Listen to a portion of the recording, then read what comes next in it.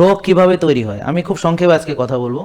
তো প্রথমে রোগটা তৈরি হয় হচ্ছে আমাদের খাদ্যাভ্যাস নষ্ট থাকার কারণে, বাজে খাবার বারবার খাওয়া, প্রসেসড ফুড খাওয়া, আল্ট্রা প্রসেসড ফুড খাওয়া, যতটুকু ব্যায়াম করি বা ব্যয় করি বা কায়িক শ্রম করি তার চেয়ে বেশি খাওয়া, এবং অনেক ক্ষেত্রে আমাদের কায়িক শ্রমও নেই, ব্যায়ামও নেই।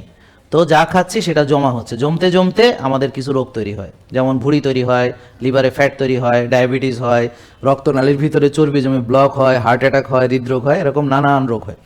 আবার ওই নষ্ট খাবারগুলোর কারণে বডিতে প্রদাহ তৈরি হয়, প্রদাহের কারণে 60-70টা রোগ হয় প্রদাহজনিত। তার ভিতরে আর্থ্রাইটিস আছে, বার্সাইটিস আছে, টেন্ডিনাইটিস আছে, ইউভিআইটিস আছে, চোখে যদি ইনফ্লামেশন হয়, ডার্মাটাইটিস আছে স্কিনে হলে, শ্বাসনালীতে হলে মানে ফুসফুসের ভিতরে অ্যাজমা হয়, রক্তনালীর ভিতরে হতে পারে ভাস্কুলাইটিস, এরকম অনেক কিছু আমাদের রোগ হতে পারে যদি প্রদাহ বা ইনফ্লামেশন হয়।